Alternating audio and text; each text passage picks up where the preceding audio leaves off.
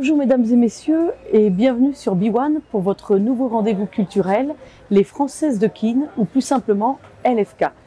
Pourquoi les Françaises de Keene? Eh bien tout simplement parce que l'émission est animée par deux bantous blanches, Leslie Pia à ma gauche et moi-même Christine Dufresnoy.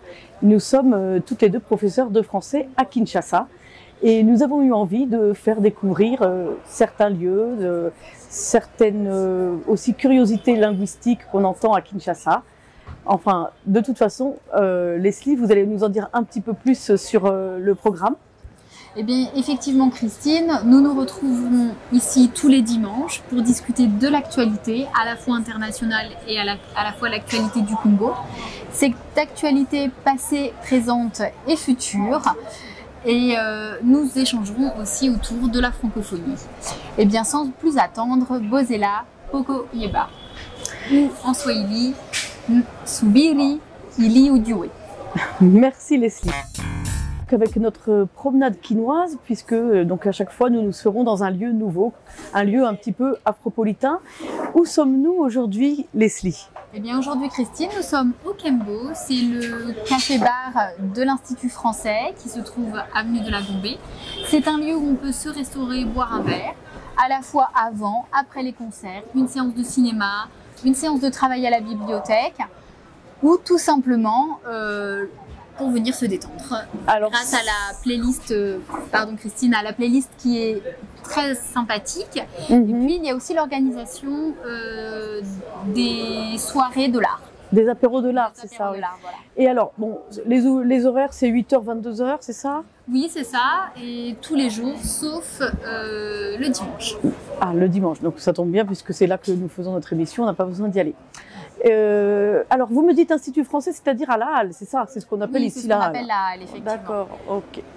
Très bien. Et on y boit tout ce qu'on boit ailleurs, on mange Alors, on y boit, oui, tout ce qu'on boit ailleurs, c'est-à-dire masanga, ma sucré.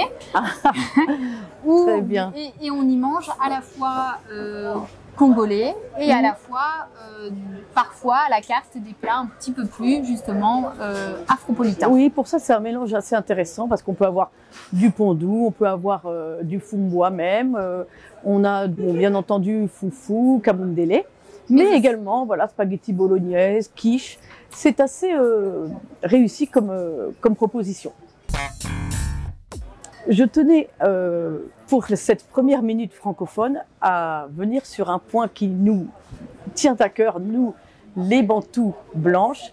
D'abord, ça a dû un petit peu vous intriguer, ce terme de bantou blanche, mais effectivement, nous refusons le terme mindele ou mundele. J'ai bien compris, c'est mundele au singulier, mindele au pluriel. Et pourquoi nous refusons ce terme? D'abord parce qu'il est un petit peu péjoratif. Bon, l'origine, le sens de ce mot n'est pas bien clair. Parfois, on l'attribue aux revenants, c'est-à-dire que les premiers colons en arrivant, à cause de leur couleur blanche, auraient été pris pour des fantômes ou des ancêtres ou des spectres. Il y a cette explication-là, mais il y a aussi l'explication de dérangeurs, c'est-à-dire que ces premiers colons auraient amené une certaine violence, une certaine mort, et donc mundele, ça serait pour caractériser cette force de mort. Donc c'est encore pire, et voilà, les blancs, blanc se dit pembe et ne se dit pas mundele. Toza mindelete, toza pembe. Leslie, il faut bien retenir cela. Toza mindelete, toza pembe. Donc du coup, bantou pembe, voilà, ou bantou blanche, comme vous voudrez, mais on essaie de faire reculer le terme de mindele et pourtant, Dieu sait qu'on l'entend. Et c'est vrai qu'en Swahili, on a le terme mzungu wazungu, qui effectivement n'est pas aussi péjoratif, mais ne signifie pas blanc, puisque la couleur blanche, c'est nyeupe. Donc il y a exactement la même problématique en Kiswahili. Alors, nous passons maintenant à notre partie décryptage de l'actualité avec cette mesure très importante qui a été prise dès la rentrée en septembre. Il s'agit bien entendu de la gratuité de l'école. Avant cela, on va écouter le clip de Bantou Nani, puisque c'est l'artiste que nous recevons aujourd'hui pour parler justement de cette mesure de la gratuité. Donc nous allons écouter son dernier titre, Listen.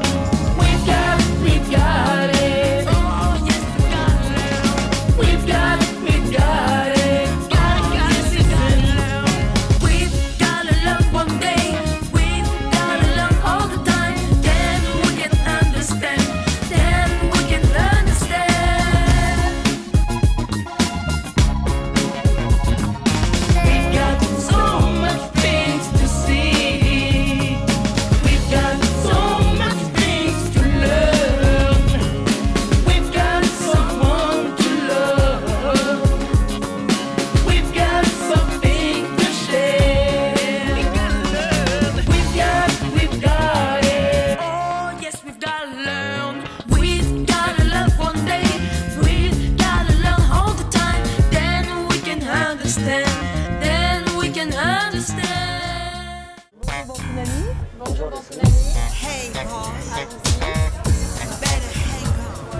Bonjour Bantounani, nous sommes très heureuses avec Christine de vous accueillir sur le plateau pour parler d'un sujet qui vous est très cher, puisque c'est l'objet de ce titre Listen que nous venons d'écouter, l'éducation.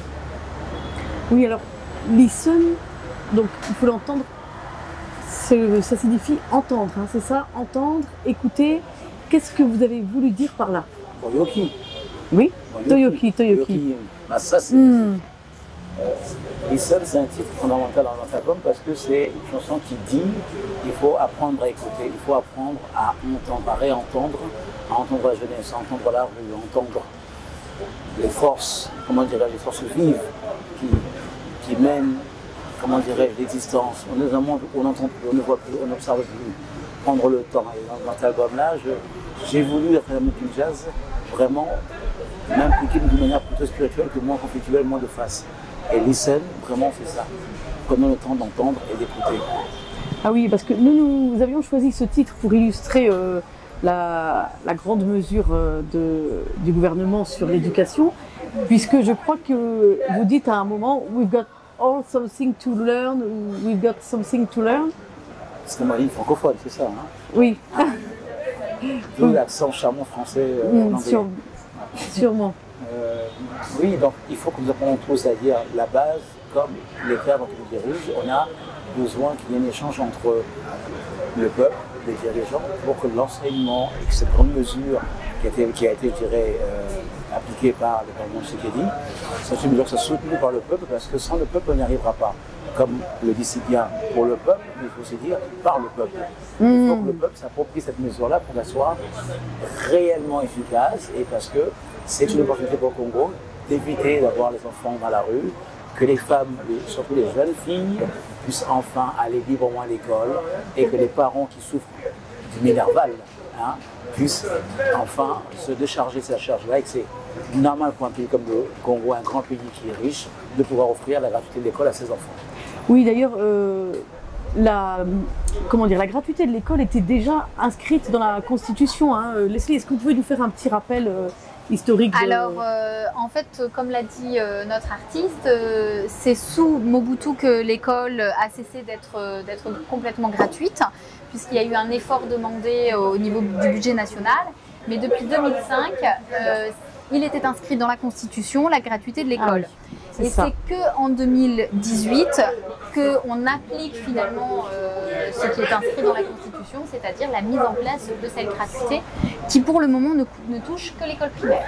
En 2019, c'est-à-dire oui, voilà, c'est en 2018. La décision a été prise, en 2019, voilà. Et puis, même si c'est vrai qu'elle touche que pour l'instant l'école primaire, mais c'est déjà fondamental, primordial, que le gouvernement envoie un signal très fort comme ça à sa population en disant on peut assumer, un pays riche comme le Congo, on peut assumer notre jeunesse, car la jeunesse, la force du Congo de demain, c'est la jeunesse. Oui, et puis c'est important parce que l'école primaire, c'est le moment aussi où les enfants apprennent toutes les bases, c'est-à-dire l'écriture notamment, et puis savoir compter. Donc il est très important que ce soit sur ce niveau-là que la gratuité se mette en place et que ce soit les enfants au moment de l'apprentissage de la lecture et de l'écriture qu'on ramène à l'école. Mais je dirais même que c'est plus que ça. Cette mesure-là, en réalité, dans les grands travaux d'Hercule du président actuel, c'est la mesure fondamentale parce que si demain on veut un pays ouvert pour le tourisme, il va falloir former une jeunesse pour la restauration, pour le tourisme. Je dirais avoir demain des ingénieurs formés, des cadres, et il faut vraiment se prendre à la base parce que le Congo sort de 30 ans presque d'isolation et il est temps que ce Congo, ce pays que vous et moi, on voudrait afropolitain, ouvert, urbain, soit au carrefour de ce pays de Centrafrique parce que l'éducation, qui est le commencement de la culture, soit enfin une mesure gratuite et étendue dans tout le pays. D'ailleurs, en 2018, donc avant l'application de cette mesure, il y avait 3,5 millions d'enfants qui n'étaient pas scolarisés. Donc c'est quand même, effectivement, c'est cette population-là qui va servir ce nouveau Congo. C'est-à-dire qu'on a besoin de cette jeunesse pour construire le nouveau pays. Cadrer, c'est-à-dire qu'il y a des énergies au Congo qui sont des énergies vives, mais des énergies inefficaces parce que pas encadrées par l'État ou par les parents qui, eux aussi, doivent lutter pour survivre. Donc là, aujourd'hui, je veux dire que l'État, pour moi, c'est un commencement. L'État doit offrir la gratuité, mais doit aussi offrir un repas équitable aux enfants qui vont à l'école. Ce pays est riche, ce pays doit savoir partager ses ressources et il est temps que le peuple congolais bénéficie des richesses du pays de manière directe par ses enfants et par les femmes. Comme ça, les femmes peuvent être enfin libres et être plus indépendantes et travailler à des métiers plus nobles. Et c'est vrai que cette mesure ne peut pas s'arrêter là, il faut continuer de l'accompagner, il faut que le gouvernement continue d'accompagner cette mesure, à la fois avec les infrastructures, puisque qui dit 3 millions d'enfants ramenés dans l'école dit forcément besoin de bâtiments pour les accueillir. Oui, des bus. Et puis des bus pour les conduire. Organiser la vie scolaire autour de la société, ça implique l'infrastructure. Je pense que ça, c'est des points dont vous parlerez vous, avec les sauts de moutons ou d'autres choses qui vont faciliter, je dirais, les déplacements dans Kinshasa. Mais il faut aujourd'hui que le Congo, c'est une très bonne voie, soit un pays moderne, avec l'infrastructure moderne et du futur. Et cela implique aussi toute la question de la formation des enseignants et de la prise en compte de ces enseignants qui, parfois, dû aux embouteillages, peuvent aussi parcourir un chemin très long pour aller enseigner à ces enfants. Et donc, il y a des attentes aussi de ce côté-là. Cela dit, ça reste vraiment une mesure qui a été vraiment très très très bien accueillie par le peuple et on a été très très heureux de voir tous ces enfants qui sont arrivés mais vraiment en nombre dans les écoles. Bien entendu, les infrastructures n'étaient pas prêtes à les accueillir, mais on compte dans quasiment toutes les écoles 20% d'inscriptions en plus. Donc c'était extraordinaire de voir justement que cette envie d'apprendre. Pour moi, c'est ça le politique, c'est-à-dire à un moment donné, susciter l'envie, créer l'envie, entraîner des peuples. Et cette mesure-là, même si certains revendiquent la paternité parce qu'elle serait inscrite, mais ce qui compte, c'est pas les lois, c'est l'application des lois. Et là, aujourd'hui, cette loi est appliquée, cette loi est réalisée. Moi, en tant qu'artiste, je vous dis, il est temps que les artistes congolais aussi s'impliquent activement dans la vie sociale, dans la vie active en tant qu'acteur social pour montrer l'image politique d'un Congo qui a besoin de références et d'images. Et puis d'ailleurs, on a bien vu cette mesure qui est inscrite depuis si longtemps dans la Constitution et qui n'était pas mise en place. Beaucoup de gens n'y croyaient pas. Quand on a annoncé la gratuité de l'école, ce que les citoyens se disaient, c'était encore une annonce dans le vent, on ne verra rien au bout. Et finalement, c'est aussi un aspect très positif et un clin d'œil que lance quand même ce nouveau gouvernement d'avoir enfin appliqué. Voilà. Kana comme Foumou l'a fait. Et il faut le soutenir de toutes nos forces parce que vraiment, c'est des petites mesures comme ça qui font que demain, un pays est changé. Et ça, plus les infrastructures, ça, plus les nouveaux investisseurs, on donne un signal positif au Congo. Et je vous dirais, l'éducation, c'est aussi l'éducation musicale, l'éducation artistique. Donc, il faut continuer comme ça pour que demain, on ait de nouveaux musiciens et que le Congo continue d'être cette patrie centrale de l'Afrique. Et moi, j'aimerais, Christine, aller encore plus loin, puisque on a toujours tendance à se référer au modèle occidental quand nous sommes en Afrique. J'aimerais quand même passer un petit message. Il faudrait que le Congo réussisse ce que la France n'a pas réussi, c'est-à-dire soutenir activement les gens de milieux défavorisés pour les grandes études.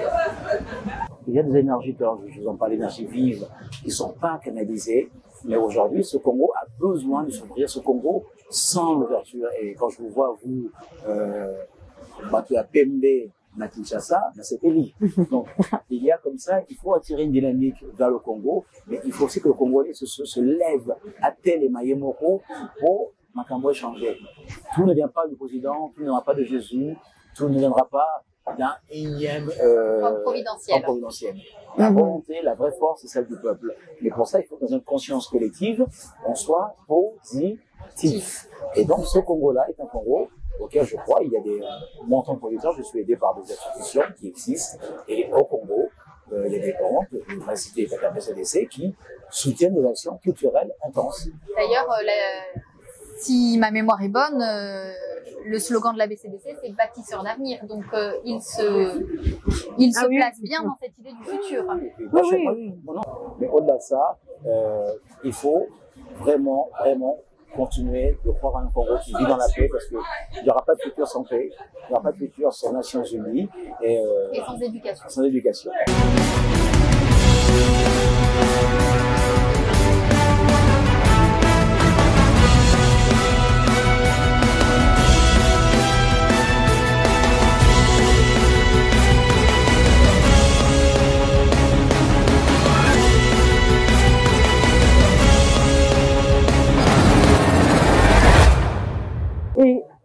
Est-ce que vous pourriez nous dire 2 mots de Moonkin Jazz, hein? Donc c'est un album qui a été enregistré au Congo. C'est le premier album enregistré au Congo, c'est cela? C'est un album entièrement au Congo. D'ailleurs, je remercie Biwan qui m'a beaucoup soutenu au début. Aujourd'hui, on connaît une vague de succès qui est très gratifiante dans un Congo où la rumba a toute sa place. Voilà. Et merci beaucoup. quelle est votre actualité sinon ici maintenant? Puisque cet album est terminé? Je retravaille sur un prochain album qui m'amènera au Maroc, au Rwanda, et encore en France, mais pour l'instant, je deviens un peu plus producteur audiovisuel. Voilà. Producteur, d'accord. C'est-à-dire? C'est-à-dire que je m'investis à produire d'autres artistes. Un film alors peut-être, non? Peut-être un film sur la vie de Montenegro à Kinshasa, un film sur Kinshasa, un film sur l'Afropolitain, un film qui... Voilà, il faut essayer de faire vivre ce Kinshasa qui bouillonne, hein, au niveau artistique, essayer de canaliser tout ça. Mais écoutez, je pense que c'est le mot de la fin. Nous sommes bien d'accord, je pense, tous les trois là-dessus. Sur un Kinshasa qui vit, un Kinshasa qui vibre. Voilà. Totez les mains, s'il vous plaît. Totez les mains. Totez les mains. Merci. Merci, Mantounani. Au revoir. Tikala Malamou. Hey boy.